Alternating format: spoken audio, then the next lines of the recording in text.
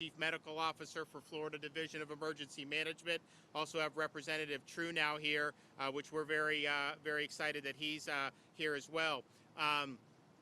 We've really, I think, identified over the last couple weeks one thing that just wasn't known enough in terms of what do you do, upon getting a positive test of COVID-19, and basically early treatment with these monoclonal antibodies, Regeneron and others, have proven to radically reduce the chance that somebody ends up being hospitalized. And at the end of the day, reducing hospital admissions is got to be a top priority. And if you reduce those admissions, people don't go to the hospital to begin with, they're going to recover. And so that's a really important thing.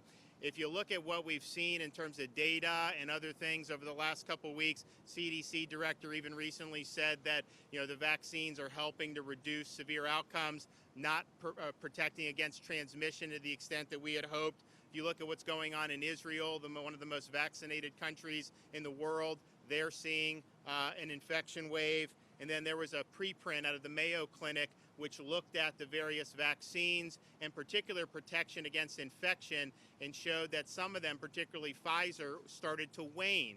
And so talk to the hospitals throughout Florida. I think they all say the protection against really severe illness is still holding, but in terms of it preventing creating the type of herd immunity or preventing any type of infections, that hasn't necessarily been the case. I think the efficacy has not been quite what the clinical trials showed. So just understanding that, we've got to make sure we look and understand, okay, there are people who are vaccinated who are testing positive. Obviously, you have unvaccinated who are testing positive. The unvaccinated are still more likely to be admitted to the hospitals. I mean, everyone you talk to in any of these health systems will say that their patients are disproportionately amongst those who are unvaccinated. But it's interesting, there's been a lot of focus on that, and rightfully so. We've spoken to different systems and asked them, of your admitted patients for COVID, what percentage of them had received the monoclonal antibody prior to being admitted? And they say well over 90% of their current admissions did not get the monoclonal antibody treatment. And so that is a tool in the toolbox that really needs to be used. And so we saw a need to, one, just publicize it more, but two, also to expand access. Most of the health systems have been doing this since the EUA happened many months ago. And I know there are different transfusion centers or whatnot, which is good. But, even a big health system, they're typically doing about 50 patients a day, which is helpful. But we think once more people know about it, there's going to be an even bigger demand. And so here, what we're doing, we started one in Jacksonville. We have one here in Camping World Stadium. So this is going to be open 7 days a week, and is going to be able to treat up to 320 patients a day right here at Camping World Stadium. So that is a really significant chunk of folks, and you're going to be able to actually, the Surgeon General's done a standing order, so you don't even need a prescription from a doctor. And if you go on patientportalfl.com, so the same site where you could go and do a vaccine appointment, you can do and reserve spots to do a monoclonal antibody treatment. And again, this has been shown to dramatically reduce the likelihood that you're admitted into the hospital. Simone's actually going to talk about a personal story on it. And I think most of the data is very strong, but then just talking to people and how much better they feel after doing this, it really is striking to be able to see that. And so we're going to be doing these sites. There's going to be more throughout the state that we'll be rolling out. And each one of them, we're looking at doing about 320 treatments a day. Now, hopefully you don't need that many, but what we want to send the message is if you do test positive and you're somebody, particularly if you're high risk for severe COVID outcomes, elderly folks, immunocompromised, morbid obesity, diabetes, kidney problems, chronic heart or lung conditions, this is something that really, if done early, can make a big difference. But that's really the key, is early intervention. Once you're typical person that's testing positive, obviously that doesn't have health problems, the body creates antibodies, it fights off the virus, they recover. Well, when you have these categories, sometimes there's problems with creating those antibodies naturally, this antibody cocktail basically turbocharges that and will fight off the virus. Now, once the virus is spread a certain amount within your body, it can't really unwind that at that point. And so that's the key, early treatment. Just know that this is out there and know that this is something that's going to be available for people. The Regeneron, just so everybody knows, is free. It's free to the state of Florida. The Trump administration basically just bought out all of the monoclonal antibodies once they were being developed. So it does not cost the state of Florida any money to get here, and it does not cost the patients any money to receive it. And so don't think that this is something, I hear some people say, oh, this is thousands of dollars. That is just not true. This is something that's free, and we want people to be able to take advantage of it. And of course, especially if you're high risk. And so this is, I think, an important fight. I think it's been under-publicized. The good thing is since we've been rolling out the expansion of this, more and more people have been asking about it, and more people have utilized it. We've already gotten great feedback for people who went in, were feeling really bad, did it, and 24, 48 hours later started feeling much better. So those are really, really good stories. And again, if you go to patientportalfl.com, you can sign up to be able to do it. And this is something that's very important. It's also having a successful, effective early treatment is not mutually exclusive with vaccines. It's not an either or. You want to do both. I mean, if you're vaccinated and you're high risk, you still may want to get this treatment. Obviously, if you're not vaccinated and you're high risk and you get infected, you want to get the treatment. And so they're not mutually exclusive. They both go together. We do believe that the folks who are being admitted to hospitals overwhelmingly tend to be people who are A, not vaccinated, but also B, that have not gotten this monoclonal antibody treatment. There are not a lot of people who got it and then ended up in the hospital. And so I think that that's a testament that this is something that's been effective. So Simone Marsteller's here. I'm going to have her come up and talk a little bit about this. Then Kevin will talk a little bit more about the state's footprint and what we're doing here in Central Florida. And we're going to be expanding. We'll do other parts of Central Florida. We're going to do other parts of Florida as well. So that's all in the hopper and will be rolled out in the next few days. So Simone? Thank you very much, Governor. What you are doing is so very important to the people of the state of Florida right now. Spreading the word about the antibody treatment and providing opportunities for Floridians who are COVID positive to come and get this treatment. My portion of today is to give you all a personal story about how effective this treatment is.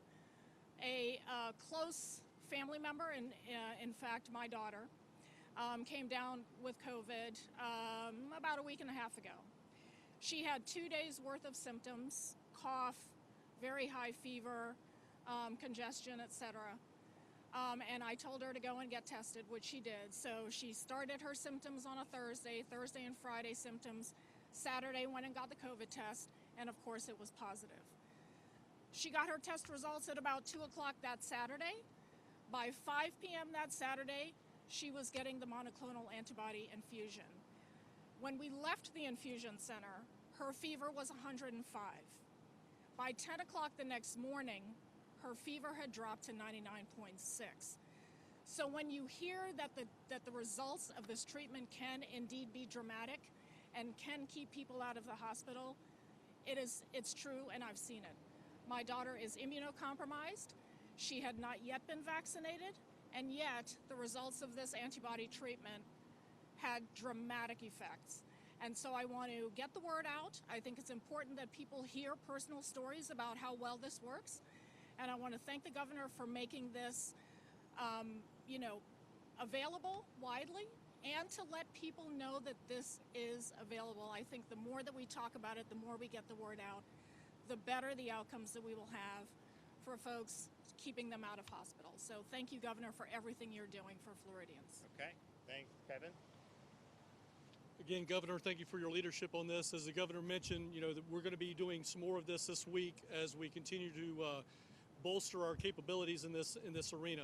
So again, what the Florida Division of Emergency Management is doing is our logistics section, our logistics chief, Kenneth Castro, and others at the State Emergency Response Team are going to be working with local emergency managers to identify places where we can set up, like Camping World Stadium here, where we can come in and set up. And issue the monoclonal antibodies.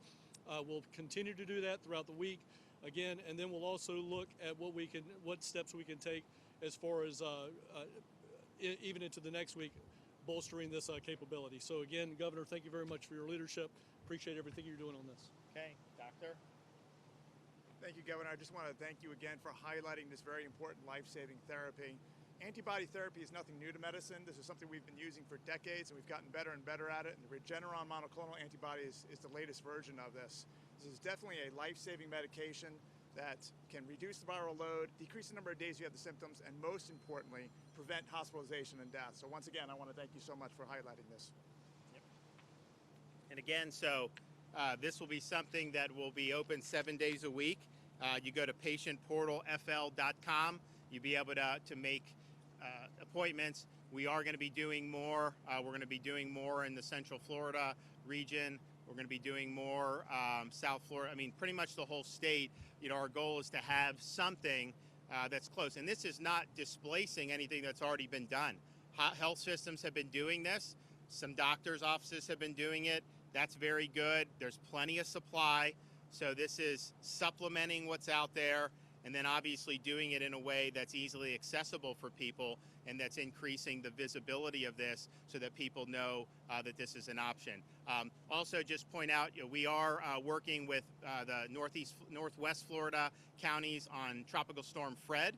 We think it's actually going to be a pretty strong tropical storm by the time it makes landfall later today. I don't anticipate very much impacts in this region of the state, fortunately, but we are working with them, and that's an area of the state, as many of you know, that got hit by Hurricane Michael a few years ago, did extensive damage. While this is not a Michael-type storm in terms of wind, that part of Florida, and actually many parts of Florida, have been getting a lot of rain, so there's a lot of saturation. So as that comes, you know, we are anticipating some flash flooding and some other problems. So Kevin and those guys have been working. We'll be back at the EOC tonight working on that, but they're very well prepared. They've been working on this. And I mean, they actually had it kind of riding the west coast of Florida, hitting North Florida, and then they did it all the way. It was going to go to Mississippi and Alabama yesterday at 11, and then they redid it back to the state of Florida. So we're prepared for impacts, and we'll be responding appropriately. With that, I can take some questions. Yes, ma'am. Governor, I have a question. You understand the benefits of monoclonal antibodies. You've seen more people are using it here in Central Florida, credit to that. But even this morning, our health leader said that by far their preference is vaccine. So why haven't you come with the vaccine with the same enthusiasm as monoclonal? Well, I would ask you to go back and look at the history. No governor did more of public events than I did. Over 50 public events, you know, with this. If you look, our entire vulnerable population has basically been vaccinated. We continue, even though we've done all the nursing homes, for example, we still see people that are testing positive in the nursing home. So it's not, yeah, they're vaccinated. That's great. That was the right thing to do. I do think it reduced for at least a few months the number of infections in nursing homes, but it's not just Florida. You're seeing now more people are testing positive. So then what do? So it's totally not a mutually exclusive, but if somebody tests positive, if they're unvaccinated, the vaccine isn't going to treat it. They need it to be treated. So do both, but just understand, people who are vaccinated are still testing positive. People who are very high risk, the vaccine is reducing their exposure to serious illness, but it's still something we want them to know. If you do it, talk to your doctor. Maybe you still want to do this, and I know people have done that as this has been going on. Yes, sir. Given the need for treatments like this and given the numbers that you just spoke about, where are you and your administration when it comes to releasing daily COVID numbers? Well, that's something that health department's doing. They are released every day CDC puts out the case numbers, and that's something that people have had access to the whole time. Anyone else? Yes? It's being released through the CDC. CDC is doing the same thing that health would do. You want the state to do that now? You want to leave that to the feds to do that? It's coming from the state. That's the port. The state uploads it there. Yes, sir. On the issue of healthcare workers, they tell us they're emotionally and physically exhausted a year and a half into this. Do you have any plans to bring in health professionals from outside of the state to help alleviate some of this burden? So the question is about some of the medical staff. One, it's been very, very difficult because for a year and a half, you know, they've been on really a different footing than they were previously. And I think also in this 2021 summer wave, because you have so many vulnerable that have been vaccinated, some of the folks that are showing up are more kind of middle-aged folks, which is a little bit different than last wave. But I think that's something that's more close to what these healthcare workers are and their families and everything. And not that someone that's 90 that has problems, that's still a sad thing. But I think that has been tougher. In fact, I was talking to one of the big health systems here, one of the CEOs, and he said specifically that that's weighed. So that's been very difficult. You also have a shortage of staff nationwide. You have these basically these agencies that can farm this stuff out, and so you can make a lot of money being a traveling staff member. I spoke with folks in Central Florida and beyond. They all say that this is their responsibility. We did have a lot of staff that we farmed out throughout 2020, and we were happy to do that. Cost the state a lot of money, but there have been a lot of times to prepare, and I know that they're making whatever arrangements they need to do. But yeah, look, it's been they've had to bend as the census has increased with COVID, and they've had to do other things, which is kind of what they're trained to do. But I think it's going to continue to be an issue in the healthcare system just generally, because you're fighting with these staffing agencies and all this other stuff, and maybe that bubble will burst, but at least as of right now, you're seeing that not just in Florida, but around the country. Yes, ma'am.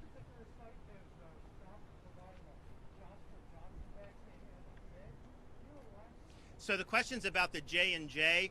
So this site, no sites are getting them now because we have not gotten a shipment from the federal government since May 2nd was the last time the state got J&J. So they've been farmed out as needed, but we're now at the point where the stockpile is depleted.